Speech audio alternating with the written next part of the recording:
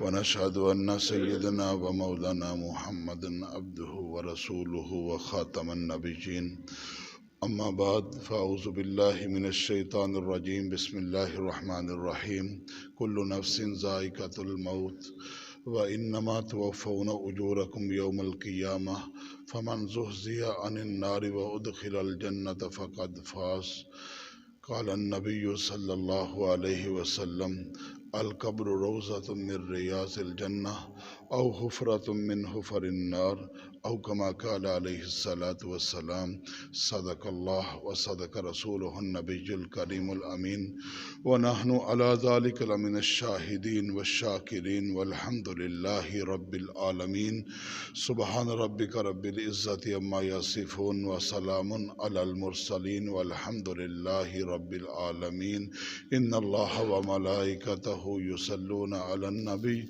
يا أيها الذين آمنوا صلوا عليه وسلموا تسليما درود پاک پڑھ لیں اللهم صل على محمد وعلى آل محمد كما صليت على إبراهيم وعلى آل إبراهيم إنك حميد مجيد اللهم بارك على محمد وعلى آل محمد كما باركت على إبراهيم وعلى آل إبراهيم إنك حميد مجيد واجب الاحترام بزرگوں، دوستوں، عزیز بھائیوں،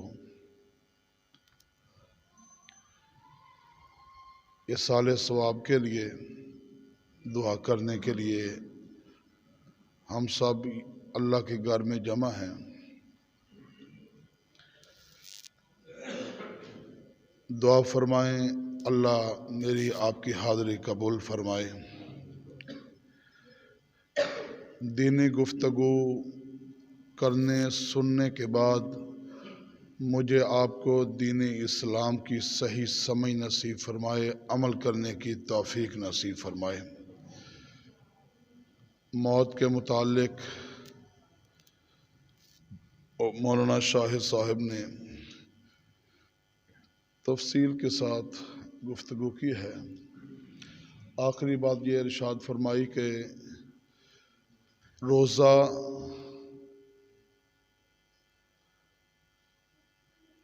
اگر کسی کا رہ جائے یا چھوٹ جائے یا خراب ہو جائے، ساری زندگی روزے رکھتا رہے، اس روزے کے اجر و ثواب کو نہیں پہنچ سکتا۔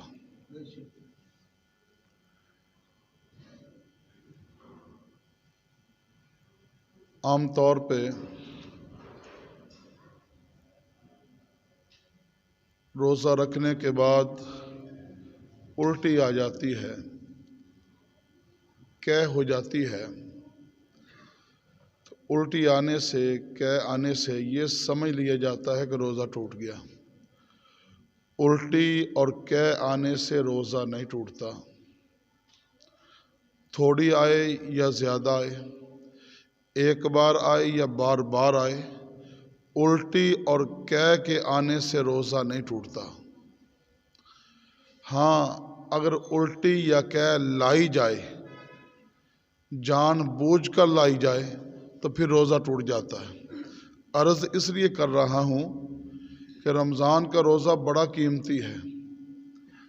ایسے ہی خیال آ گیا کہ ٹوٹ گیا ہوگا، روزہ توڑ دینا یا چھوڑ دینا یہ مناسب نہیں ہوتا، بلکہ کسی سے معلوم کرنا چاہیے۔ ہم معلوم اس وقت کرتے ہیں جب روزہ توڑ دیتے ہیں یا چھوڑ دیتے ہیں، ایسا نہیں، پہلے معلوم کیے جائے، بعد میں توڑا جائے یا چھوڑا جائے۔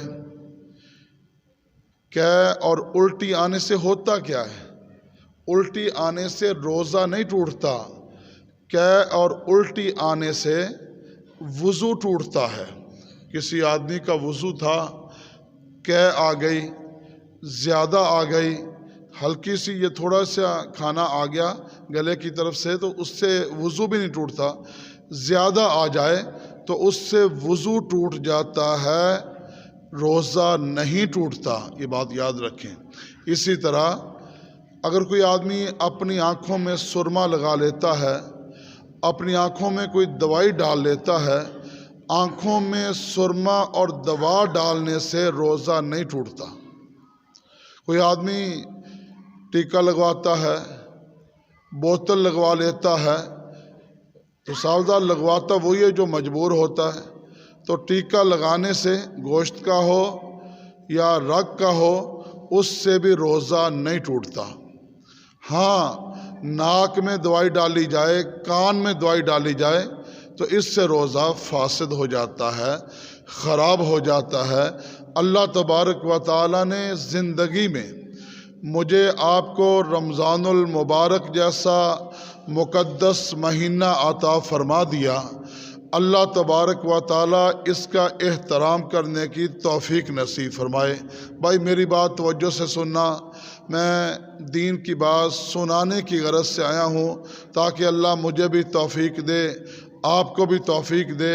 اتنا مقدس، اتنا مبارک مہینہ میرے اللہ نے ہمیں عطا فرمایا ہے۔ یہ تو وہی سمجھتا ہے جس کو پتہ ہے رمضان کتنا مبارک مہینہ ہے۔ دیکھو، ایک آدمی کپڑا خریدتا ہے تو ساتھ دکان والے کو کہتے قرآن کا غلاف بنانا ہے، کپڑا دے دو۔ وہ اپنی دکان کا نکما کم قیمت والا کپڑا اٹھا کے دے دیتا ہے، کہتا پیسے لے لو۔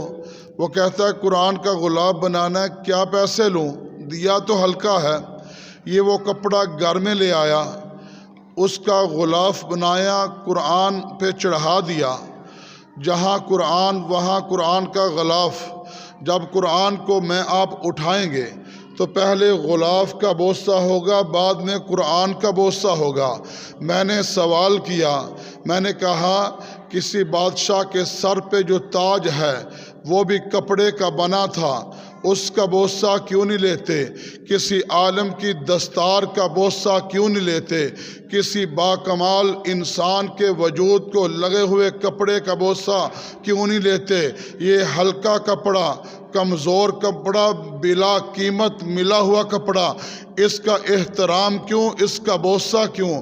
جواب ملتا ہے ہاں اس کی نسبت نہیں ہے، اس کی نسبت اللہ کے قرآن کے ساتھ ہے۔ لکڑیاں بڑی موجود ہیں، کسی کی کرسی بنا لی گئی، کسی کا فرنیچر بنا لیا گیا، کسی کا دروازہ بنا لیا گیا، کسی کا کوئی بوسہ نہیں لیتا۔ انہیں لکڑیوں میں ایک لکڑی اٹھائی، اس لکڑی کی ریحل بنا لی، اس ریحل پہ قرآن رکھ کے تلاوت کر دیا گیا۔ اب اس کا احترام بڑھ گیا۔ تم کسی کو اس کے اوپر پاؤں نہیں رکھنے دیتے، اس کے اوپر سے کسی کو گزرنے نہیں دیتے۔ میں نے کہا لکڑی وہ بھی ہے جس کی کرسی بنائی گئی ہے، جس کا فرنیچر تیار ہو گیا ہے، یہ بھی لکڑی ہے۔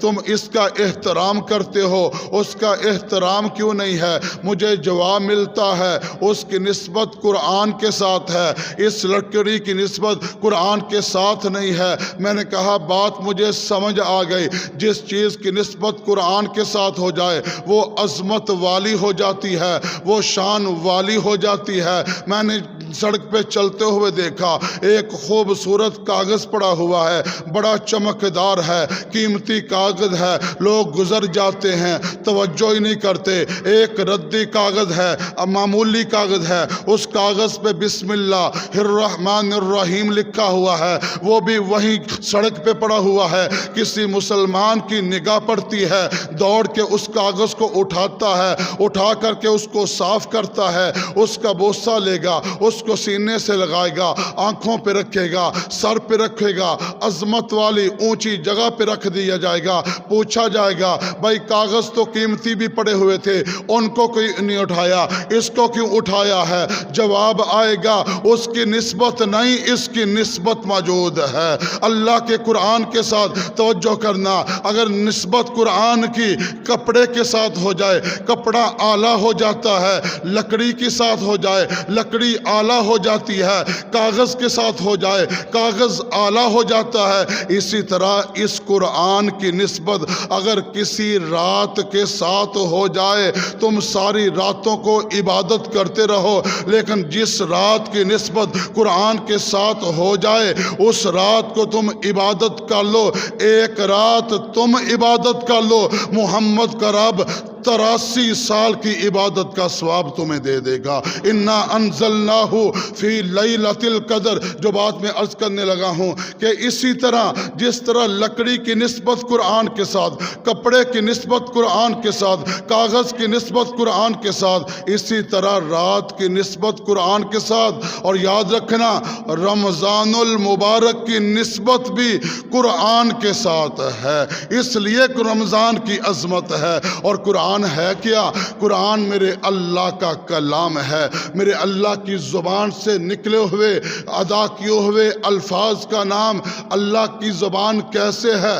جیسے میرے اللہ کے شان ہے۔ بات سمجھو، قرآن پاک میں ید اللہ فوق ایدیہم، اللہ کا ہاتھ ہے، اللہ کی پنڈلی ہے، اللہ کے مختلف اعضاء کا ذکر ہے۔ کیا اللہ کا ہاتھ میرے جیسا، آپ جیسا ہے؟ نہیں بھائی، اللہ کی پنڈلی میری جیسی، آپ جیسی ہے؟ نہیں بھائی، اللہ کی پنڈلی کیسی ہے؟ اللہ کا ہاتھ کیسا ہے؟ جیسے میرے اللہ کی شان کے مطابق ہے۔ ہاں، یہ تصور نہیں کیا جا سکتا۔ کیوں؟ اس لیے کہ لیسا کمثلہ شیء، اللہ جیسی کوئی چیز نہیں ہے۔ یہ تو ایمان ہے اللہ کا ہاتھ ہے، یہ تو ایمان ہے کہ اللہ کی پنڈلی ہے، یہ تو ایمان ہے الرحمن علی العرش استوی، اللہ عرش پہ مستوی ہوتے ہیں۔ بیٹھتے کیسے ہوتے ہیں؟ جیسے میرے اللہ کی شان ہے۔ یہ اس اللہ کی زبان سے نکلا ہوا قرآن ہے۔ اس قرآن کے ساتھ جس کی نسبت ہو جائے وہ اعلیٰ ہو جاتا ہے، اور جس کی نسبت قرآن کے ساتھ ہو جائے وہ اعلیٰ ہو جاتا ہے۔ جو منسوب چیز کے ساتھ بھی منسوب ہو جائے اللہ اس کو بھی عظمتیں عطا فرما دیتے ہیں۔ توجہ کرنا، میں ایک بات کہنے لگا ہوں۔ میرا اللہ نے مجھے آپ کو رمضان عطا فرمایا، رمضان کی زندگی عطا فرمائی۔ اگر میں رمضان کا احترام کروں، اگر میں رمضان کی قدر کروں، ویسے قدر کروں جیسے آقا نے بتایا صلی اللہ علیہ وسلم، جیسے آقا نے فرمایا صلی اللہ علیہ وسلم، تو انشاءاللہ یقیناً میرا مرتبہ بھی بڑھ جائے گا، میری عظمت بھی بڑھ جائے گی۔ کیوں؟ اس لیے کہ میری نسبت یا براہ راست قرآن کے ساتھ ہے، بالواسطہ قرآن کے ساتھ ہے، یا بلا واسطہ قرآن کے ساتھ ہے۔ یہ نسبت کی وجہ سے ہے۔ جس کی نسبت نہیں اس کی بخشش نہیں۔ نسبت نبی بھی بڑی چیز ہے، جس کی نسبت نہیں اس کی بخشش نہیں۔ یہی اعزاز میرے اللہ نے ہمارے بھائی کو عطا فرما دیا ہے۔ ہم زندہ ہیں، وہ دنیا سے چلے گئے ہیں۔ بس فرق یہ ہے میرے بھائی، یاد رکھنا اس بات کو، جانے والا خوش قسمت ہوتا ہے۔ کیوں؟ اس لیے کہ وہ ایمان کے ساتھ چلا گیا ہے۔ میں نے آپ نے بھی جانا ہے، پتہ نہیں کس حالت میں موت آئے گی، اللہ رحم فرمائے۔ عاجزی تو ہر وقت کرتے ہیں، اللہ ایمان پہ موت دینا، لیکن ہمارا جانے کا کوئی پتہ نہیں۔ لیکن جو چلا گیا ہے یقیناً ایمان کے ساتھ گیا ہے۔ اور حدیث پاک میں آتا ہے جو بندہ ایمان کے ساتھ دنیا سے چلا جاتا ہے، قبر میں جاتا ہے، منکر نکیر آتے ہیں، سوال کرتے ہیں، پوچھتے ہیں کہ من ربو کا، ایمان والا کہتا ہے ربی اللہ، من نبیجو کا، کہتا ہے نبی جی محمد الرسول اللہ صلی اللہ علیہ وسلم۔ سوال ہوتا ہے کہ اس طرح اسلام کیا ہے؟ وہ کہتا ہے دینی الاسلام، دینی الاسلام۔ جب یہ سوال و جواب ہو جاتے ہیں، آپ کہیں گے اس کو تو عربی نہیں آتی، جو جانے والا جا چکا تھا۔ بھائی عربی آئے یا نہ آئے، جس نے دنیا میں رہ کے اپنے اللہ کو مانا ہے، دنیا میں رہ کے اپنے پیارے حبیب حضرت محمد الرسول اللہ صلی اللہ علیہ وسلم کی اطاعت کی ہے، اور جس نے دین اسلام سے محبت کی ہے، وہ عربی جانے نہ جانے، ہاں اس کی زبان پہ میرا اللہ یہ سوالوں کے جواب جاری فرما دیتے ہیں۔ جب سوالوں کے جواب جاری ہو جاتے ہیں نا، پھر یاد رکھنا میرے اللہ کہتے ہیں میرے فرشتوں، سوال تم نے کر لیے، قانون تم نے پورا کر لیا، اب میں تمہیں اعلان کرتا ہوں البسوہ الجنہ، میرے اس بندے کو جنت کا لباس پہنا دو، وفرشوہ الجنہ، میرے اس بندے کے لیے جنت کا بستر بچھا دو، اور اللہ حکم دیتے ہیں کہ اس کی قبر کو اتنا وسیع کر دو جہاں تک نگاہ جائے وہ قبر وسیع سے وسیع ہوتی چلی جائے، اور اللہ تبارک و تعالی اس قبر میں جنت کی طرف سے دروازے کھول دیتے ہیں، جس کو میرے آقا نے فرمایا تھا القبر روضۃ من ریاض الجنہ او حفرۃ من حفر النار۔ اللہ بھائی مجھے آپ کو صحیح سمجھ نصیب فرمائے۔ بڑے اعزاز ہیں، بڑے انعامات ہیں بھائی، بڑے انعامات اللہ نے اہل ایمان کے لیے رکھے ہیں۔ ایک بزرگ نے 4 چیزیں لکھی ہیں کہ ہر آدمی اللہ کا ولی بن سکتا ہے۔ میں عرض کر دیتا ہوں، اگر آپ میں مجھ میں موجود ہیں، ہم اللہ کا شکر ادا کریں۔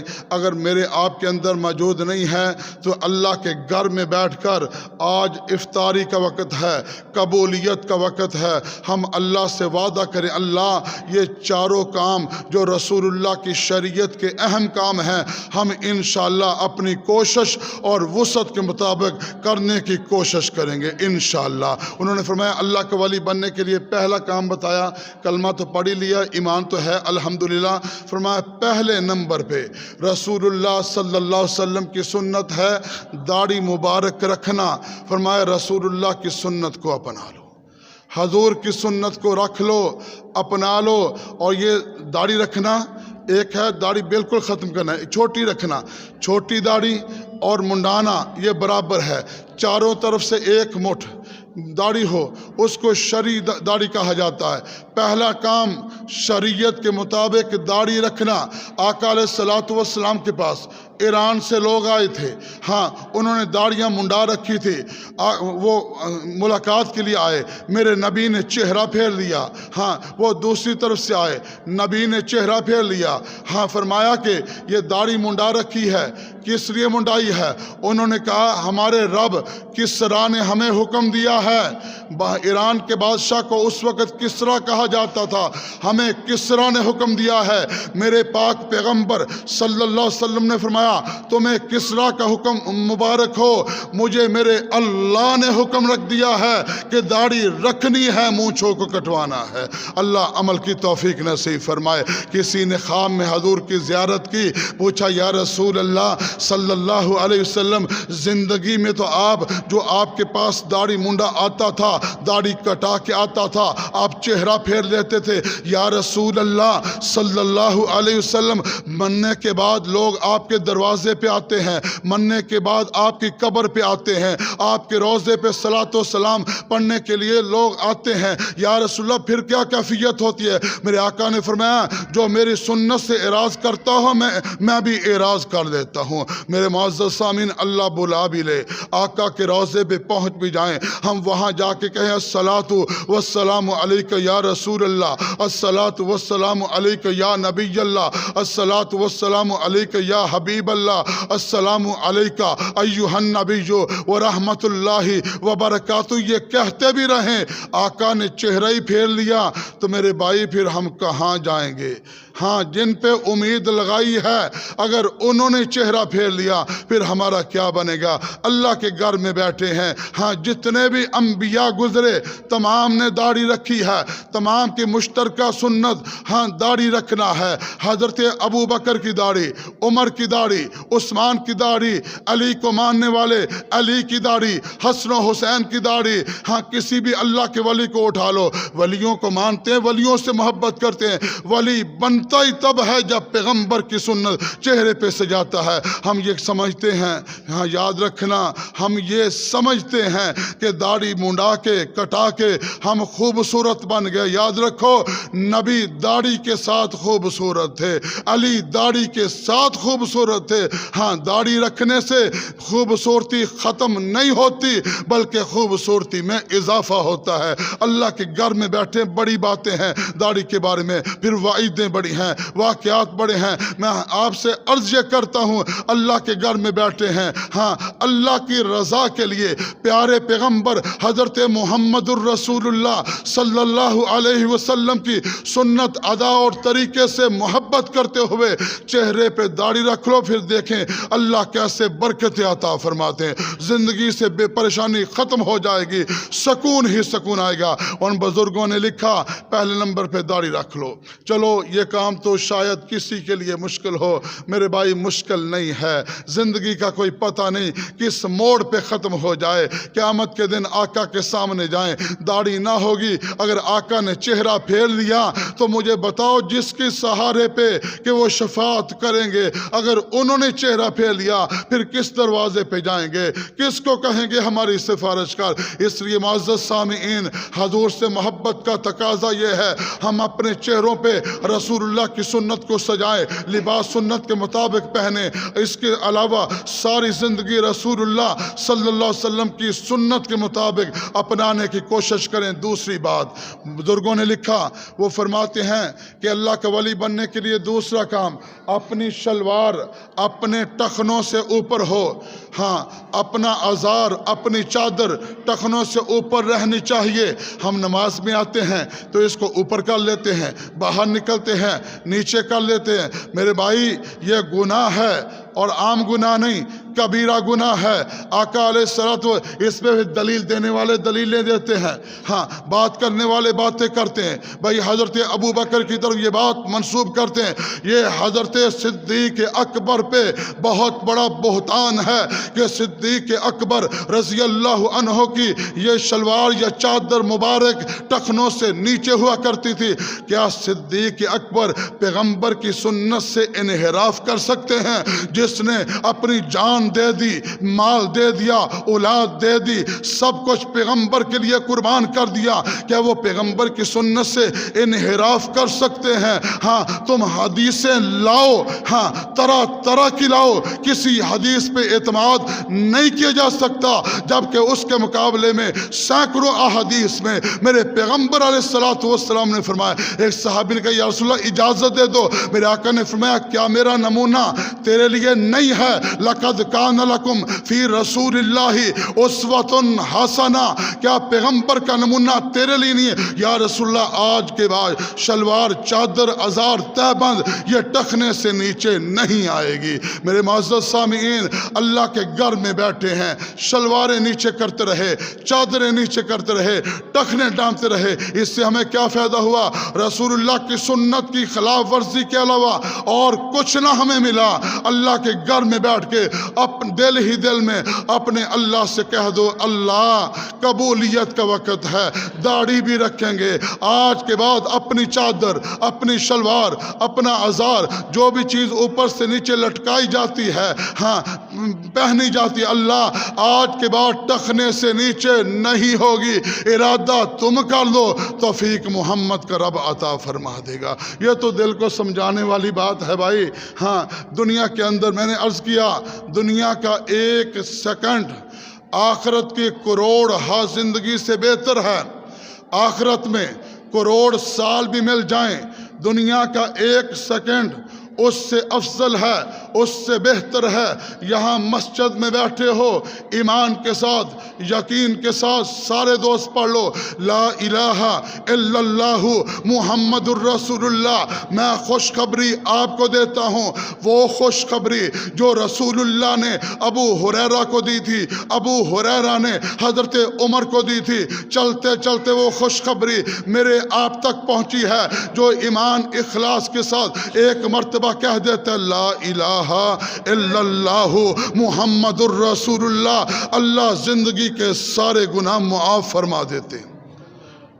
زندگی کے سارے گناہ معاف ہو گئے ہیں، اللہ نے معاف کیے ہیں۔ یہ میری عطا نہیں، تیری عطا نہیں، کسی بادشاہ کی عطا نہیں، یہ بادشاہوں کے بادشاہ کی عطا ہے۔ لا الہ الا اللہ محمد الرسول اللہ۔ اب گناہ معاف ہو گئے ہیں، اگلی زندگی کا افتتاح کر لیں۔ میں نے کہا زندگی بڑی قیمتی ہے، اللہ توفیق دل ہی دل میں ارادہ کر لو۔ ہاں دعا کی قبولیت کا وقت ہے، افطاری کے وقت روزہ دار کی دعا قبول ہوتی ہے، اللہ قبول فرماتے ہیں، لیکن ہم تو ہر روز دعا کرتے ہیں۔ بندہ کہتا ہے میری دعا قبول نہیں ہوتی، میرے بھائی پہلے دعا کی قبولیت کی جو شرائط ہیں وہ بھی تو ہمیں پورے کرنے چاہیے نا۔ آقا علیہ الصلوۃ والسلام فرماتے ہیں ایک مسافر آدمی ہے، مسافر کی دعا قبول کرتا ہے اللہ، وہ ہاتھ اٹھاتا ہے، ہاتھوں کو کھینچتا ہے، اللہ اللہ میری یہ دعا، اللہ میری یہ دعا، اللہ میری یہ دعا، لیکن دعا قبول نہیں ہوتی۔ میرے آقا نے فرمایا دعا کہاں قبول ہو، اس کا کھانا حرام، اس کا پینا حرام، اس نے جو لباس پہنا ہے یہ لباس حرام ہے، دعا کیسے قبول ہو؟ لیکن میں اللہ کی بارگاہ میں عرض کرتا ہوں، اللہ ٹھیک ہے سب کچھ جیسا بھی ہے، لیکن تیرے کمزور بندے ہیں، ہماری دعاؤں کو قبول فرما لے۔ اللہ جن دوستوں نے دل ہی دل میں ارادہ کیا آج کے بعد تیرے محبوب حضرت محمد الرسول اللہ کی سنت پہ عمل کروں گا، اللہ توفیق عطا فرما دے۔ ٹخنوں سے اوپر شلوار رکھوں گا، اللہ توفیق عطا فرما دے۔ تیسرا کام اللہ کا ولی بننے کے لیے فرماتے ہیں اپنی ان نگاہوں کی حفاظت کر لو، نگاہوں کی حفاظت کر لو۔ یہ نگاہ کسی غیر عورت پہ نہ پڑے، ہاں تصویر ہو اس پہ نہ پڑے، موبائل میں ہو اس پہ نہ پڑے، دیوار پہ پوسٹر لگا ہے اس پہ نہ پڑے، کوئی جانے والی کوئی خاتون جا رہی ہے، کوئی لڑکی جا رہی ہے، کوئی عورت جا رہی ہے، تیری نگاہ اس پہ نہ پڑے۔ فرمایا نگاہ کی حفاظت تو کر لے، ہاں نگاہ کی حفاظت تو کر لے۔ میرے آقا نے فرمایا تھا نگاہ کی ضمانت تم دے لو، محمد کا رب جنت عطا تمہیں کر دے گا۔ ہاں اس لیے بھائی نگاہ کی حفاظت بڑی ضروری ہے۔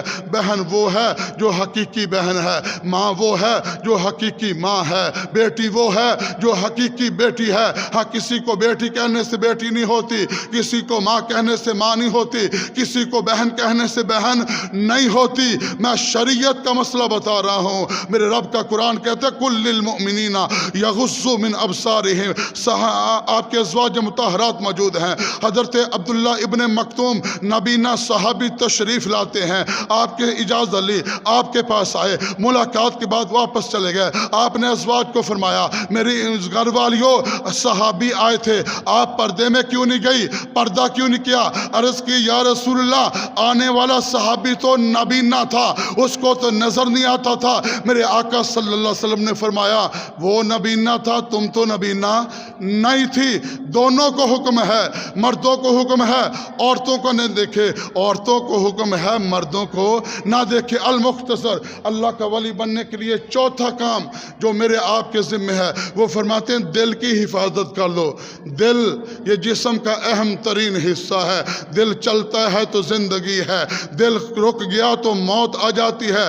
دل کی حفاظت کر لو۔ ہاں آنکھوں کی تو ایک بندہ حفاظت کرتا ہے لیکن دل کی حفاظت نہیں کرتا۔ کسی صورت کو دیکھ لیا، دل ہی دل میں سوچتا رہا، نقشے بناتا رہا، تصورات خیالات کرتا رہا، یہ دل کی حفاظت نہیں۔ نگاہ کی حفاظت بھی ہو، دل کی حفاظت بھی ہو۔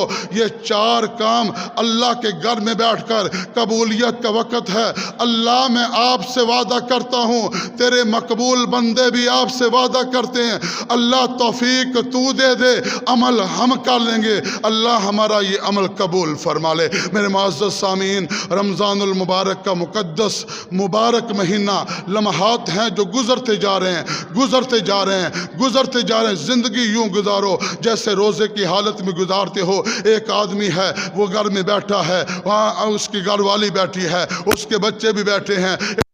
وقت آ گیا، اس کا معصوم بچہ بیٹھا ہے، کھجور اٹھاتا ہے، ابو یہ کھجور کھا لو۔ وہ کہتا بیٹا ابھی وقت نہیں ہوا۔ بیٹا سوچ میں پڑ جاتا ہے، ابھی وقت نہیں ہوا، وقت کب ہوگا؟ جواب آتا ہے جب اللہ کا حکم ہوگا اس وقت میں افطار کروں گا، ابھی اللہ کا حکم نہیں آیا۔ ہاں ایک آدمی صحرا میں ہے، پانی پینے کے لیے ٹھنڈا موجود ہے، پیاس کی شدت ہے، روزہ رکھا ہوا ہے، دل میں بات آتی ہے پانی پی لوں، دیکھنے والا کوئی نہیں ہے، سننے والا کوئی نہیں ہے، لیکن دل سے آواز آتی ہے کوئی دیکھنے والا نہیں ہے، لیکن جس کے لیے روزہ رکھا ہے وہ اللہ تو دیکھ رہے ہیں، وہ اللہ تو سن رہے ہیں، اس لیے پینے سے رک گیا، کھانے سے رک گیا کہ اللہ کا حکم ابھی نہیں آیا۔ میرے معزز سامنے یہ تو تھوڑی سی ہماری ٹریننگ ہو رہی ہے، تھوڑا سا ہمیں بتایا جا رہا ہے اس انداز میں زندگی گزارنی ہے کہ تم اپنی ساری زندگی اس طرح گزارو کہ میرا اللہ مجھے دیکھ رہا ہے، میں مسجد میں ہوں تب بھی دیکھ رہا ہے، میں گھر میں ہوں تب بھی دیکھ رہا ہے، میں بازار میں ہوں تب بھی دیکھ رہا ہے، زمینوں میں ہوں تب بھی دیکھ رہا ہے۔ اگر یہ تصور، یہ خیال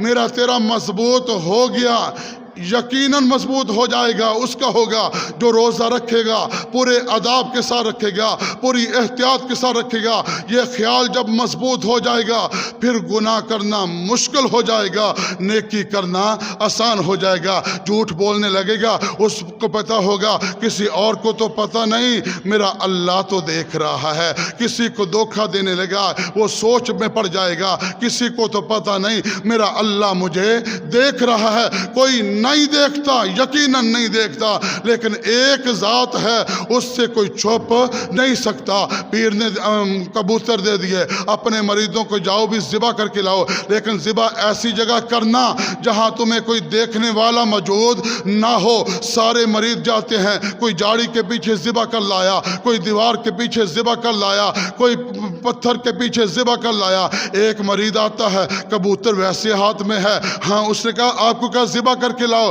حضرت آپ نے کہا تھا ایسی جگہ ذبح کرنا ہے جہاں تجھے کوئی نہ دیکھے۔ میں دیوار کے پیچھے گیا، اللہ وہاں بھی موجود تھا۔ میں جاڑی کے پیچھے گیا، اللہ وہاں بھی موجود تھا۔ میں پتھر کے پیچھے گیا، اللہ وہاں بھی مجھے دیکھ رہا تھا۔ مجھے کوئی ایسی جگہ نہ ملی جہاں اللہ نہ دیکھ رہا ہو۔ آپ نے تو کہا تھا جہاں کوئی نہ دیکھ رہا ہو وہاں ذبح کر کے لانا۔ اس نے کہا تو پاس ہے، باقی سارے فیل ہو گئے۔ یہ تصور، یہ خیال پیدا کرنے کی ضرورت ہے، میں جس حال میں بھی ہوں میرا اللہ مجھے دیکھ رہا ہے۔ اللہ تعالیٰ بھائی صحیح سمجھ نصیب فرمائے۔ دینی گفتگو کی ہے، اللہ تعالیٰ اس کا ثواب سننے کا بھی ثواب ہے، سنانے کا بھی ثواب ہے، ہمارے بھائی کو اس کا ثواب پہنچائے۔ آخر دعوانا ان الحمدللہ رب العالمین۔